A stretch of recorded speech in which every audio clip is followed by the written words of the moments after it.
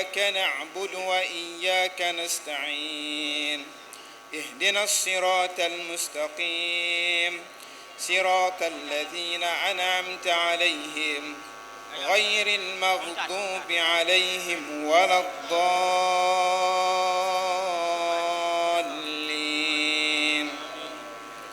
بسم الله الرحمن الرحيم. قل هو الله أحد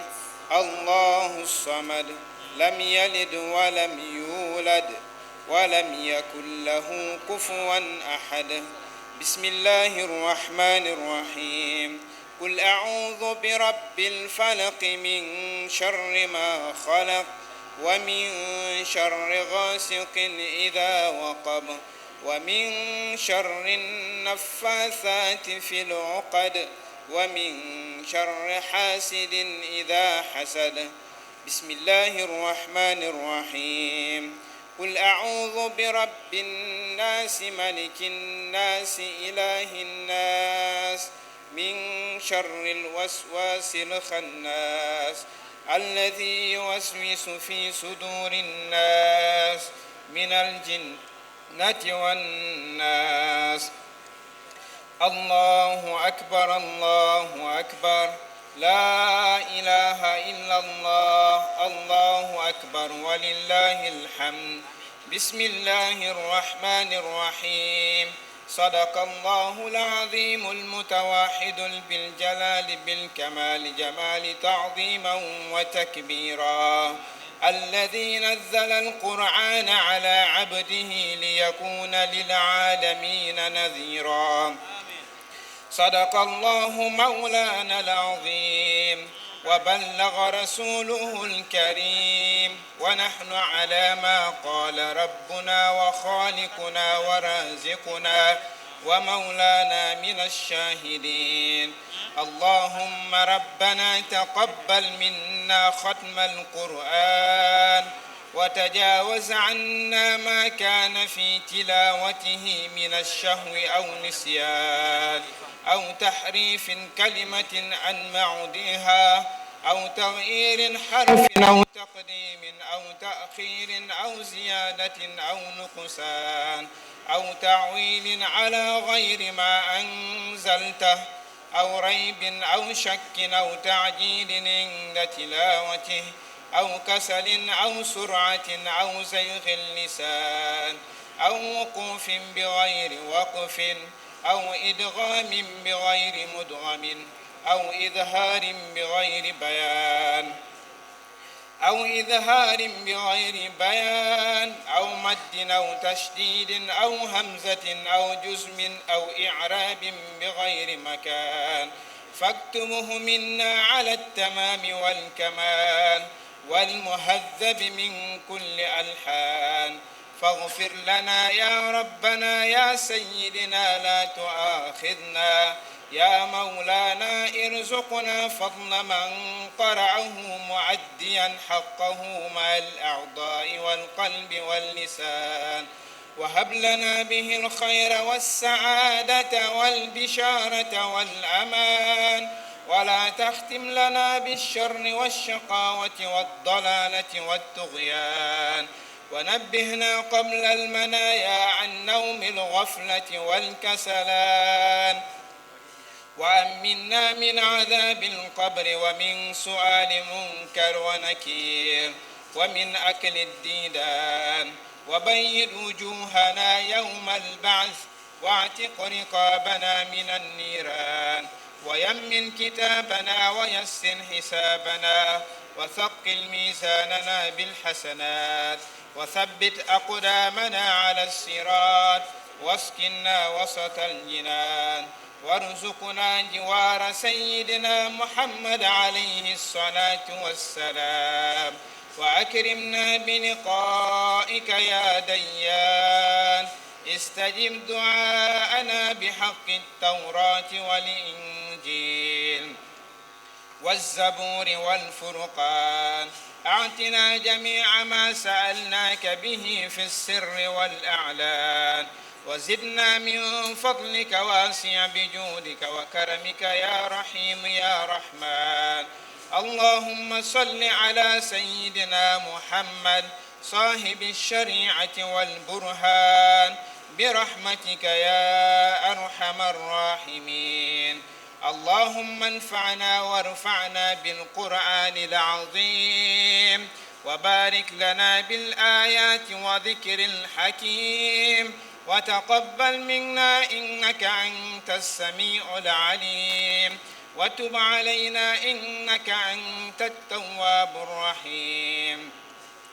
اللهم زينا بزينة القرآن، وأكرمنا بكرامة القرآن، وألبسنا بخلعة القرآن، وعافنا من كل بلاء الدنيا وعذاب الآخرة بحرمة القرآن، وأدخلنا الجنة مع القرآن، وارحم جميع أمة سيدنا محمد بحق القرآن. اللهم اجعل القرآن لنا في الدنيا قرينا، وفي القبر مونسا، وفي القيامة شفيعا، وعلى الصراط نورا، وإلى الجنة رقيفا، وبيننا وبين النار سترا وحجابا،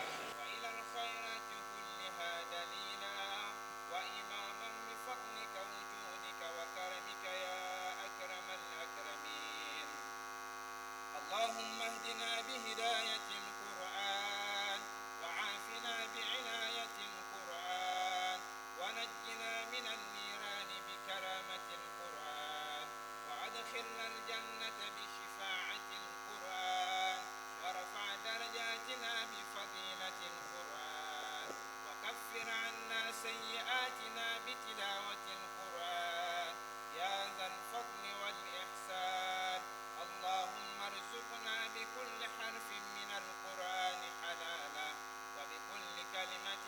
كرامة، وبكل آية سعادة، وبكل سورة سلامة، وبكل سورة سلامة، وبكل جزء جزاء، وبكل حزب حسنة، وبكل نصف نعمة، وبكل ربع رفعة،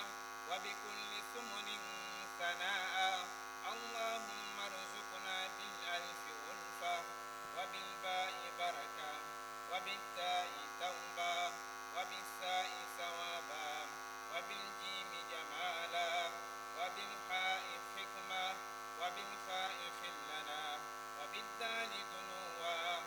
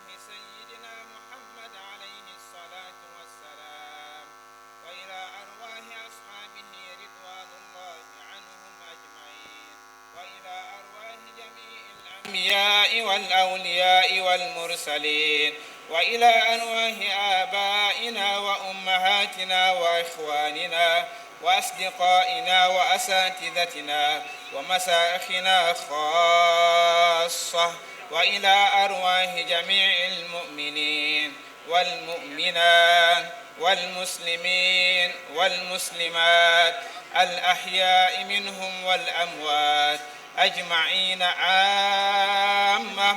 وإلى جميع الأصحاب الخيرات من المؤمنين والمؤمنات.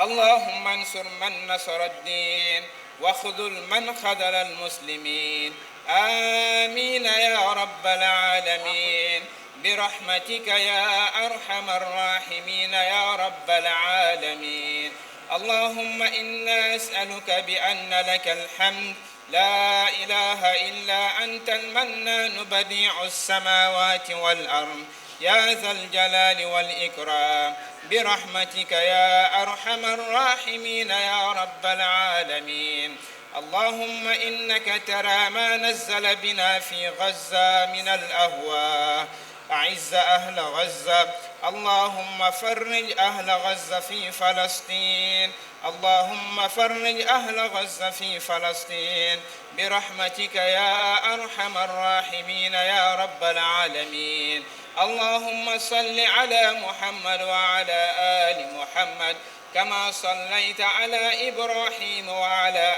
آل إبراهيم، وبارك على محمد وعلى آل محمد كما باركت على إبراهيم وعلى آل إبراهيم في العالمين إنك حميد مجيد.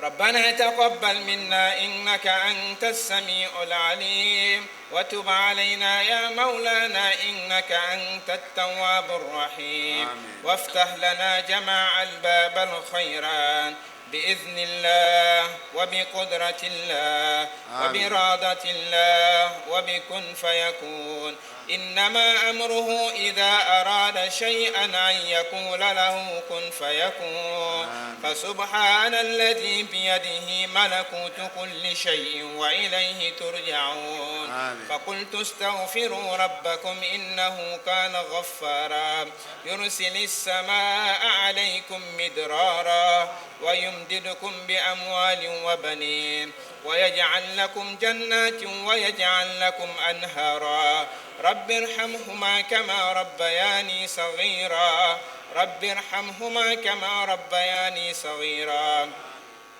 رب ارحمهما كما ربياني صغيرا. رب اغفر لي ولوالدي ولمن دخل بيتي مؤمنا وللمؤمنين والمؤمنات ولا تزد الظالمين إلا تبارا. وصلى الله على نبينا محمد وعاله وصحبه وسلم. سبحان ربك رب العزة عما يصفون، وسلام في الدنيا وسلام في الآخرة وسلام على المرسلين والحمد لله رب العالمين. بسر الفاتحة.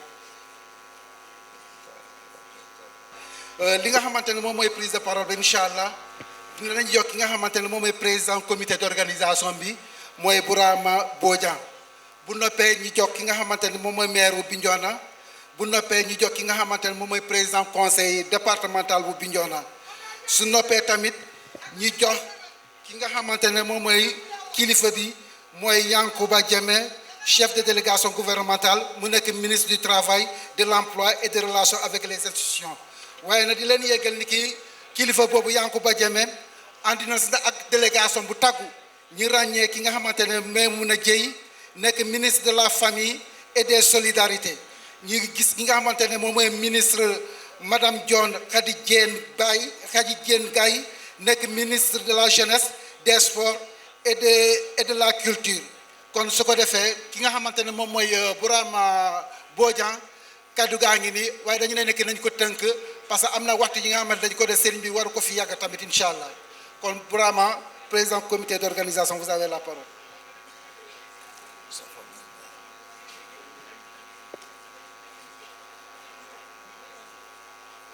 Assalamu alaikum wa rahmatullahi ta'ala wa barakatuh. Monsieur le ministre du Travail, de l'Emploi chargé des relations avec les institutions, Mesdames, Messieurs les ministres, Monsieur le préfet du département de Bignona, Monsieur le maire de la commune de Bignona, Monsieur le maire de la commune de Tangori, Mesdames, Messieurs les maires du département de Bignona, Mesdames, Messieurs les membres des comités régionaux et départementaux de développement, Messieurs les chefs religieux et coutumiers, distingués invités en vos rangs, grades et qualités, Mesdames, Messieurs, c'est avec un profond respect et un immense honneur que je m'adresse à vous aujourd'hui en tant que président du comité d'organisation de la 32e édition du Gamou de Bignona. Placé sous le thème de l'islam et environnement, le rôle et responsabilité de l'homme. Cette soirée se présente comme une merveilleuse opportunité de rassembler tous les fidèles autour de notre guide spirituel, El Hadj Ousmane Fansou Bodian, et de réviser les engagements, les enseignements du Saint-Homme, guidés par des précieux préceptes du Coran. Nous sommes particulièrement fiers de mettre en lumière l'engagement de El Hadj Fansou Bodian, un érudit qui a dédié sa vie à lutter contre l'ignorance en fondant un réseau influent de 300 écoles coraniques. Ces institutions ont joué et continuent à jouer le rôle crucial de l'éducation de nombreux jeunes et garçons, les forgeant dans la droiture, l'intégrité et un profond engagement social, avec la sagesse qui nous a dicté par nos croyances et notre histoire. Nous aspirons à ce que nos nouvelles autorités gouvernementales magnifient cette œuvre du guide religieux, que sa lumière soit un phare guidant le Sénégal vers un avenir où chaque citoyen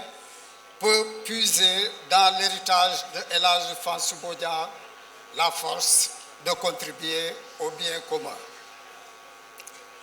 Nous demandons à l'État d'inscrire le Gamou de Bignona dans l'agenda culturel du pays. Nous demandons aussi à l'État d'ériger la ville de Bignona comme ville religieuse. Dans cette noble quête, permettez-nous de marquer une pause pour exprimer ma profonde gratitude envers Monsieur le Président de la République. Sa présence à Bignona pour cette édition du Gamou n'est pas simplement protocolaire. Elle annonce et préfigure un avenir où chaque tradition et chaque expression de foi dans notre pays seront respectées et valorisées. Contribuant ainsi à un Sénégal encore plus uni et harmonieux, cette reconnaissance est le socle sur lequel nous bâtirons une paix durable. Et je ne peux qu'exprimer au nom de tous mes collègues notre profonde reconnaissance pour ces gestes historiques et de grande portée. Nous saluons aussi le geste de Aliou Badara Ly, mais également Jean-Charles Dassilwa, directeur de Aroka, une entreprise basée à Ziguinchor. Nous saluons la présence de l'ensemble des chefs religieux ici dans ce Gamou. Nous saluons tous les foyers religieux ici présents. En conclusion, Mesdames, Messieurs, alors que nous plongeons dans les célébrations de cette 32e édition du Gamou, gardons à l'espoir le rôle pivot que chacun de nous peut jouer et doit jouer dans la préservation de notre environnement et de notre foi. Que la rencontre soit empreinte de réflexion féconde, de fraternité et d'inspiration. Je vous remercie. Abaraka, président comité d'organisation. Bismillahirrahmanirrahim. Assalatu wassalamu ala rasulullah. Seydina Muhammad rasulullah sallallahu alayhi wa sallam. Mbokk yi gannaaw bu ñu sante yàlla julli ci yonent Muhammad sallallahu alayhi wa sallam maa ngi nuyu suñu kilifa suñu wasila suñu papa muy El Hadj Ousmane Fansou Bodian imam ratib bu département Bignona mi waral bés bi tey bu ma ko nuyu naa kilifay diine région Casamance mais kilifay diine Sénégal yépp bu ma si jógee ma nuyu tamit suñu mbokku chrétien yi abbé Diadia Manga mi nekk curé paroisse Notre-Dame de Lourdes de Bignona maa ngi lay nuyu may nuyu délégation ministérielle yi nga xamante ni le frère Yankhoba Diémé ministre de l'Emploi, du Travail et des Relations avec les institutions mu ànd si ak yeneen ñaari ministre muy ministre Maïmouna Dièye ak ministre Madame John ministre des Sports, de la Jeunesse et de la Culture maa ngi leen di nuyu bu baax a baax di leen naan dal leen jàmm ci Bignona bu ma leen nuyu ba pare nuyu naa les honorables députés département de Bignona mais tamit ñu jóge Ziguinchor ak yeneen région ñëw fekkee bés bi di nuyu les maires du département de Bignona mais également ñeneen yi nga xamante ni jóge nañ ci yeneen gox yi ñëw fekkee bés bi di nuyu autorité politique yi yépp ñi nga xamante ni ñëw nañ teew bu ma liimee dinaa juum te lu ñu am ci waxtu dafa xat trop di ngeen ma jëggal ma nuyu service régionaux ak départementaux yépp yi ñëw fekkee mais di nuyu daayira yi nga xamante ni ñoom ñoo ñëw màggal bés bi ak fu ñu mënta jógee ci réew mi ak bitim réew maa ngi leen di dalal ak jàmm ci commune Bignona waaye tamit ci commune Tangori di nuyu ñépp ñi nga xamante ni taxaw nañu pour organisation bi mu yanjee nii mais mention spéciale au préfet du département de Bignona mais également au commandant de la place d'armes mi mobiliser équipe ñëw jàpp ci liggéey bi ñu ngi leen di gërëm di leen di sant force de défense et de sécurité ñu ngi leen di gërëm di leen di sant ci seen taxawaay di rafetlu trop tey 32e édition bu gàmmu El Hadj Ousmane Fansou Bodian mi nga xamante ni tey son excellence monsieur Bassirou Diomaye Diakhar Faye muy président de la République du Sénégal ñëw na ziar mooy guleet ci histoire Sénégal ci histoire gàmmu Bignona président de la République ñëw ziar kilifa gi di koy rafetlu bu baax a baax di rafetlu tamit kàdduwam tey ci wàllu modernisation des cités religieuses ñi fas yéene ci boole Bignona mu doon li nga xamante ni dañ koy rafetlu waaye duñ ci yem ñu ngi ñaan à travers mooy la délégation ministérielle bi ñëw tey yégee leen le premier ministre monsieur Ousmane Sonko avec le président de la République son excellence Bassirou Diomaye Diakhar Faye ni que Bignona dafa soxla un traitement spécial un programme spécial dans chaque domaine pour que ñi génnee Bignona ci coono bu mu nekk gis nañu retard bu mag bi nga xamante ni Bignona dund na ko parce que ay jamono méttoon na développement mënu fi woon am waaye gannaaw jàmm am na ñu ngi ñaan gouvernement bi def programme spécial pour le département de Bignona mais pour la région de Ziguinchor di ñëw naan ci loolu il faut que ñi signali mooy santé Bignona département bi du mu rëy benn centre de santé la fi am ñetti centre de santé yu ñu mun a lim ci département bi waaye dañoo soxla Bignona ñi ériger ko en hôpital de niveau 2 te loolu ñu ngi ci woo ministre yi nga xamante ni ñëw nañ fi tey ñu yéegee ñu kàddu boobu le premier ministre mais encore le président de la République du Sénégal guddi na trop mu doon nañ gën a yaatal ci sollicitation yi waaye dañoon tàmbali ci loolu yenn yi xëy na dinañ ko yeggee ci coulisses yi waxtaan ak ministre yi ñi mun a yeggal suñu kaddu le premier ministre ak le président de la République du Sénégal du ma daaneel te nuyuma sapeur pompier yi waa Croix-Rouge mais jeunesse Bignona ñi nga xamante ni ñoom ñoo jóg jàpp si organisation bi ba lépp yembee nii maa ngi leen di gërëm di leen di sant di nuyu encore une fois le comité d'organisation si seen taxawaay di ñaan yàlla ñëpp ñu fi ñëw tey ku nekk nga ñibbi si jàmm ñi fekkee ko déwén mu gën a yànj fii maa ngi leen di gërëm di leen di sant asalaamualeykum wa rahmatulahi taala wa barakaatu. jërëjëf. bismillahi rahmani rahim ñonde saf jama yanno e jaalo men maat funa ko fe fema këf fati gamoye ti amura wala fa Ousmane Fansou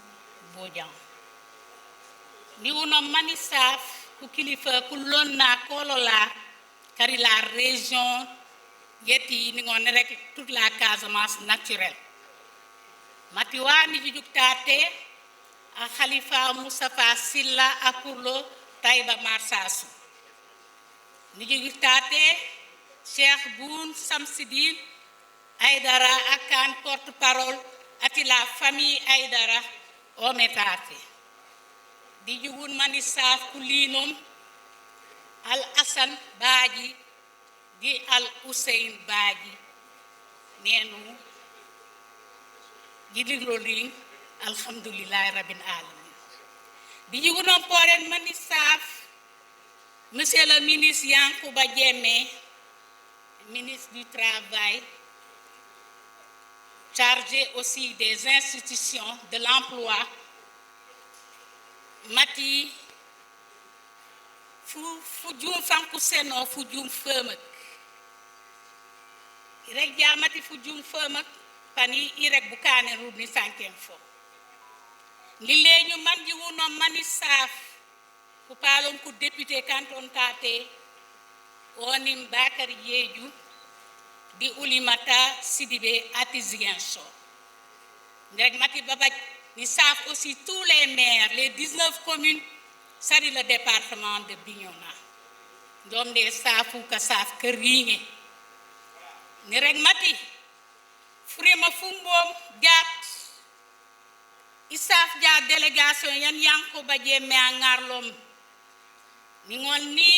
iwon kare sakati Maymouna Dieye ministre de la famille et des solidarités ni saf aussi Khady Dieye Gaye anumanje onum a ministère ku kamanak la jeunesse naken aussi la culture naken les sports neni walo kayre dere du département de Bignona di ku lambo kayre banku purlo frima fumbom jaat frim kari kasal alimama olala nafa yoli di mofam ya imam e kumpaw anosan e rindin ka yamari bukan man kuri ben kayonga katti dina yatti Muhammad sallallahu alaihi wasallam nukan kan arunga awani ayamari majonam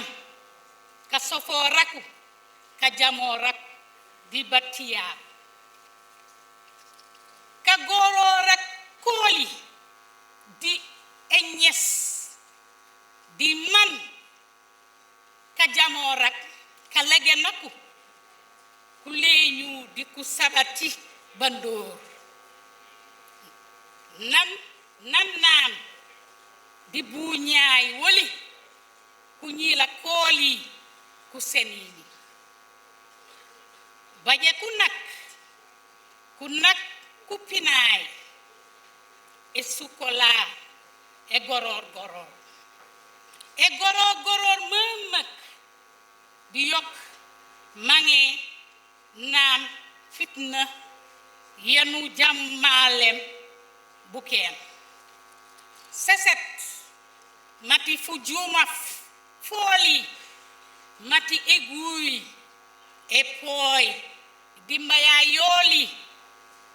yan ommi wuli di kuli noli di kutiyolil ne nannam di wakami man fu naka fatijat fu suum di fu jillen mati uyege taw u bebeb wuli ellaw manu duwa man kayrak epio kayray elegenay mo fam dimu yirwa mu tanka musiba yanu jamalem ka jamorak di ku bajo di Sénégal uye Afrique uye wuli pop wuli joje law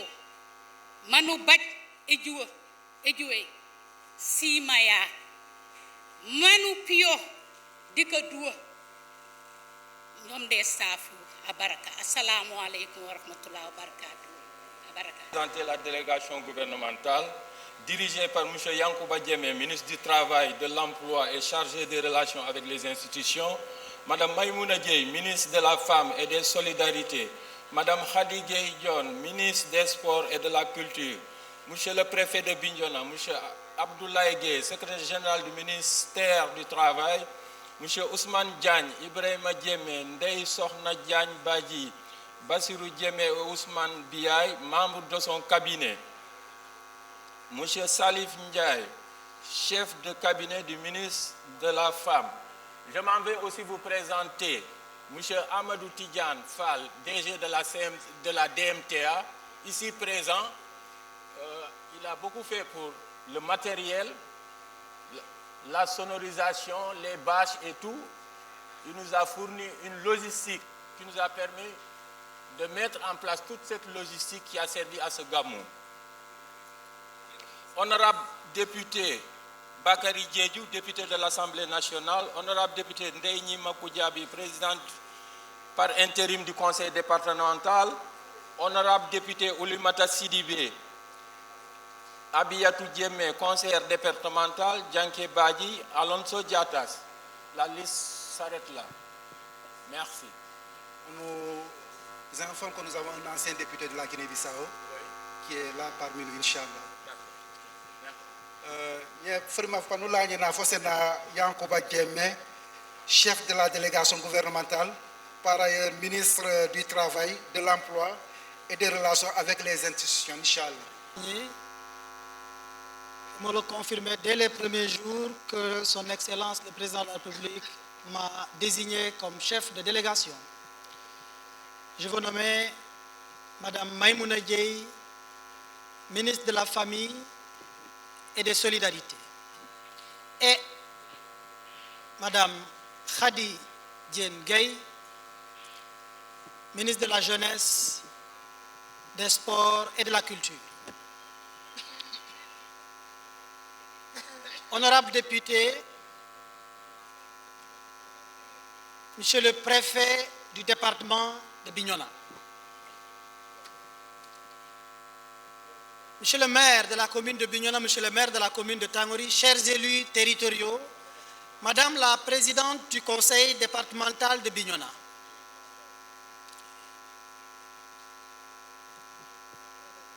chers vénéré imam, notre wasila, notre espoir, notre référence. Chers imams du département de Bignona, mes salutations à tout le département,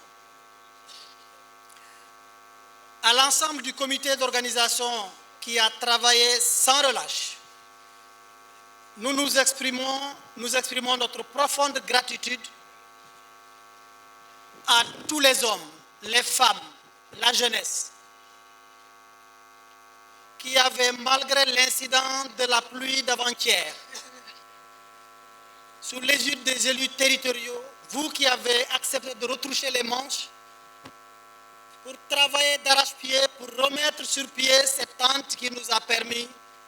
de vivre dans sa convivialité notre cher événement tant attendu, le Gamou annuel de Bignona. Aujourd'hui, nous sommes très honorés de nous trouver ici avec une délégation importante du gouvernement du Sénégal, sur instruction du président de la République, son Excellence Bassirou Diomaye Diakhar Faye. Cette présence en nombre très important, j'allais dire, si cette présence en nombre très important témoigne l'importance et la considération que le chef de l'État et le Premier ministre ont pour nous, nous talibés, nous citoyens de Bignona,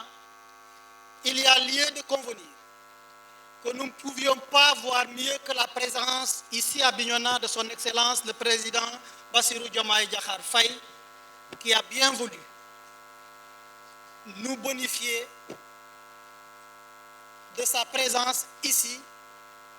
auprès du marabout pour célébrer ensemble cet événement unique dans la région de Ziguinchor.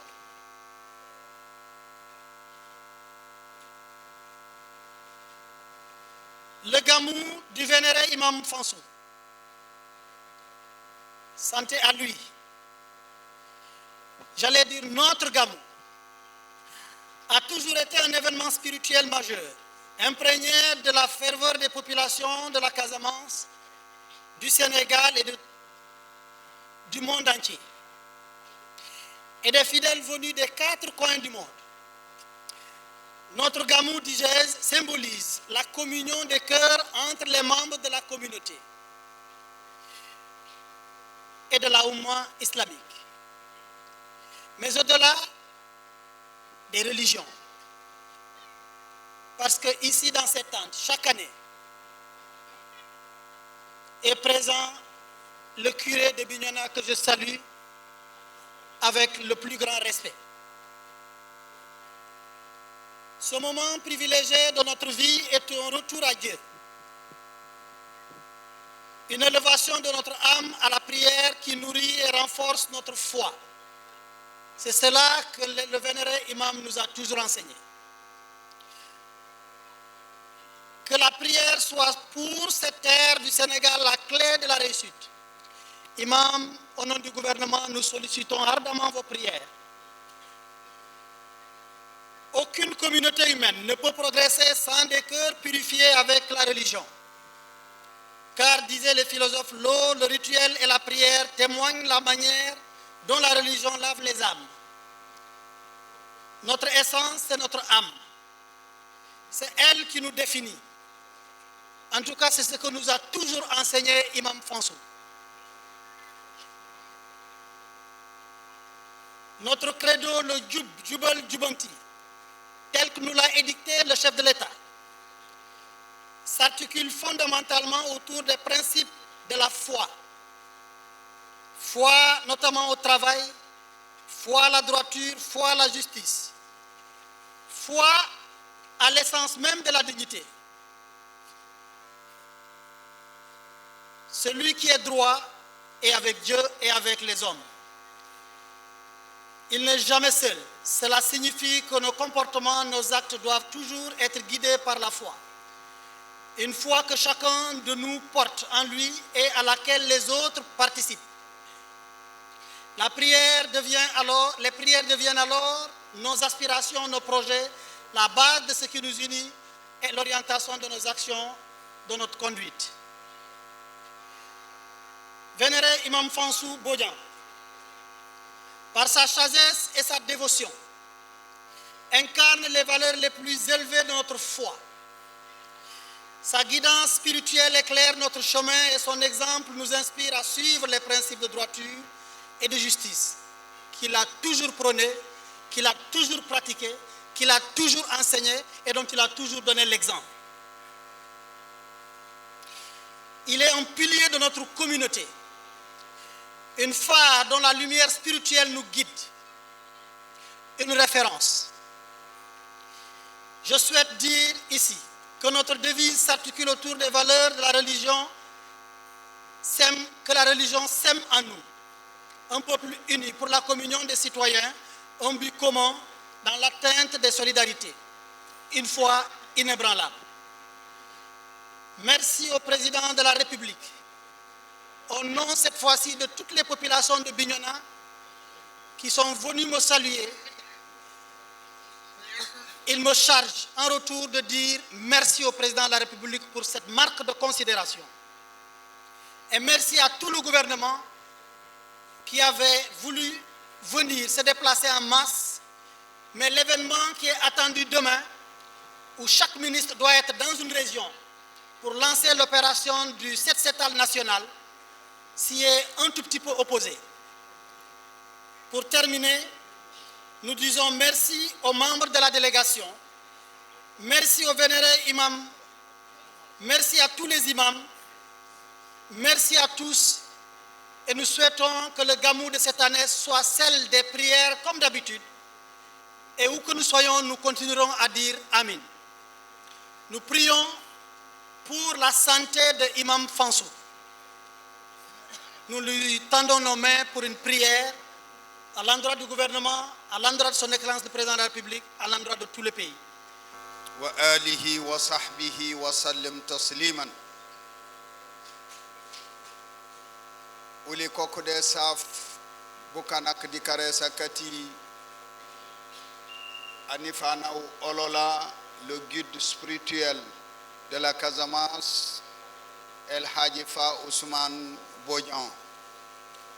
Nane omde saf bukanaku burum. Bare pan jiwulo wi kun mana monda saf kanu manje koenom kungila kata mofam kanu nenan di ko jomak. Pana tongunto le maire de la commune de Bignona et de Tangori. Kan manje jat gamwewe kabirin nanu tongam kagororak wayinkun kengerundi CDD yokibe CRD kodi bukoro imam nane omde regu abaraka kasafu ko kela pankuri ngen ko mera kat les 19 communes burum bajutu anari nene anosan najujo ko bogala biya wax ji man na baña guddu dañu koy teunk rek ndax kilifa gi togay bi yagna ak ñeneen waye kilifa gi neena mu ngi sant ñepp ku mu wax turam ak ku mu waxul turam gis na la yéenam yegg na ci yow waaye nee na ñi may ko mu njëkk nuyu ak sant ñi nga xam ne ñaari doomam yi ngënk ñaari commune yi nga xam ne ñoo yore gàmmu bi tey mooy commune de Bignona monsieur le maire Bakary Diatta imam nee na mu ngi lay nuyu teg ci commune de Tangori monsieur Sidi Badji l'imam nee na mu ngi lay nuyu di la sant di la gërëm ci taxawaay bi waaye nuyoo bi mu ngi koy jagleel mboolem maire yi nekk fii ci département de Bignona mooy 19 communes yi mu ñëw nuyu doomam nga xam ne mooy ministre Yankoba Diémé doom la ci kër gi waaye tey yàlla jox na ko ndam taxawaay bu gën a kawe ci ba mu nekkoon yal na yàlla xeeb dolli imam nee na mu ngi lay sant di la gërëm taxawaay bi rafet na lépp li nga def ci gàmmu bi ngir mu réussir gis na ko waaye di sant benn doomam bi nga xam ne gàmmu bu mu yegg si fii mu yegg si def na ci loxoom yàgg na te Mamadou Lamine Keita toujours damay wax ne histoire gàmmu bi jógee terrain aslem mu ñëw fii xalaatam bokk na ci monsieur le maire ministre Lamine Keita kilifa gi nee na mu ngi lay nuyu di la sant waaye di nuyu beneen doomam bi nga xam ne moo yore mooy directeur général bu DMTA taxawaay bi rafet na moom itamit mu ngi nii toog fii Ndakaaru la jógee daaw ñëwoon na waaye ren ñëw na te nee na lépp lu mu defoon ren xeeb na ko lool te dana ci yokk ñu ngi koy gërëm ci turu kilifa gi mbooleem kilifa yi nga xam ne commerçant yu nekk fii ci biir Bignona di ci jiital El Hadj Bachir Diallo ak yeneen commerçant yi nga xam ne ñoo bootu ci gannaawam ñépp waaye fàttewul doomam Sadibou Badiane di doomu sunu kilifa bu mag El Hadj Engrand Badiane yal na ko yàlla yërëm di nuyu mbooleem ñi nga xam ne def nañ fi seen loxo Senelec wax dëgg yàlla seen taxawaay bi rafet na Sonatel seen taxawaay bi rafet na Promobile seen taxawaay bi rafet na SDE seen taxawaay bi rafet na sirim bi nee na mu ngi leen di nuyu di leen sant di leen ñaanal yàlla ak mboolem service yi nga xam ne ñoo fi nekkal état gendarmerie CB bu Bignona nelewatul capitaine Diallo et capitaine Gaye bu compagnie de la gendarmerie bu Bignona Tangoli imam nee na mu ngi leen di nuyu di leen sant sapeur pompier imam nee na mu ngi leen di nuyu la Croix-Rouge sénégalaise moom nee na mu ngi leen di nuyu taxawaay bi rafet na waaye di nuyu tamit kilifa diine yi nga xam ne ñoo fi nekk l'armée aussi mu ngi leen di nuyu dina am lu ma képp koo xam ni ICG Ageroute seen taxawaay bi rafet na imam nee na mu ngi leen di nuyu di leen ñaanal yàlla mbooleem service yi imam nee na lépp li ngeen def rek yëg na ko wax naa commerçant yu Bignona démb heure bi kenn ku nekk li nga man waa marché waa garage ñëpp kenn ku nekk jàpp nga ci li nga man Assane Thiam imam nee na mu ngi lay nuyu di nuyu doomam di xaritam ancien préfet bu Bignona monsieur Maguette Diouk mu ngi fii ci jotaay bi imam nee na mu ngi lay nuyu di nuyu monsieur Mamadou Lamine Guissé nekku fii waaye xalaatam a ngi fii mu ngi woote di def li mu man di nuyu ñi nga xam ne ñooy fajkat yi ñi yore wàllu santé imam nee na gis na seen taxawaay bi rafet na ki leen jiite mooy professeur Ansoumana Diatta di nuyu chef religieux yi dana ci jiital ki fi toogal waa Ahlul Bayt di Chérif Boun Samsidine Aydara imam nee na mu ngi koy gërëm di ko sant bu baax a baax a baax boo demee nga yeggale ku nuyoom ci xalifa bi waaye di nuyu itamit benn doomam xaritam di El Hadji Mouhamadul Moustapha Ibnul Qasim Silla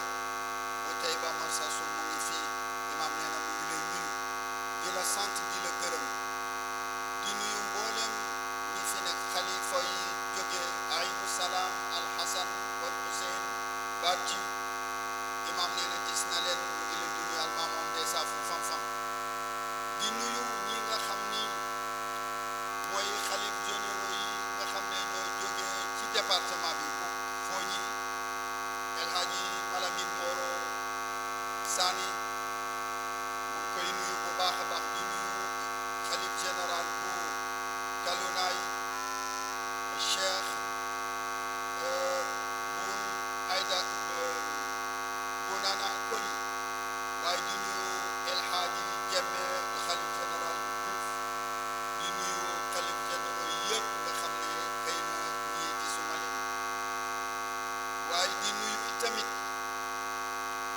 mbooleem ñi nga xam ne def nañu te yëguñu ko waaye sant leen waaye nee na spécial di sant jeunesse Bignona yëpp ndax bi tant bi daanoo barki de ko nelawuñu ñoom ñëpp a bàyyi seen liggéey ñëw yëkkati tant bi ni mu toll ci benn fan imam ne loolu bu mu doyul dara dootu la doy ñu leen di sant di leen gërëm gis na leen waaw wax naa leen di sant yi tamit ñi nga xam ne ñoo fi représenté état ci côté administratif territorial mooy dalee ko ci le sous-préfet de Tangoni ñëw ko ci préfet du département du Bignona teg ci ki nga xam ne mooy gouverneur de la région de Ziguinchor taxawaay bi rafet na imam nee na kontaan na trop képp koo xam ne fàtte nañu la rek bu ñu ñëwaatee ko dañ leen sant waa douane ki leen fi représenté mooy colonel Malang Diédhiou colonel Malang Diédhiou bi fi directeur général ñëwee mu waxtaan ci ak moom wax kilifa gi directeur général des douanes ne ko kilifa gi nga moom soreetul te danay am problème ci ñi nga xam ne dañuy jóge ba bitim réew mu jox ko instruction yoo xam ne colonel Malang lépp lu mu man def na ko ba pèlerin yëpp yegg si nañu ci jàmm ak salaam di gërëm ñëpp di sant ñëpp yàlla na mu yàlla defal jàmm ñu fekkewaat ko déwén journaliste yi imam nee na fàttewu leen mu ngi leen di nuyu bu baax a baax organes yi fi nekk yëpp service d'hygiène ak pénitencier ñoom ñëpp ak en tout cas ñëpp ñoo xam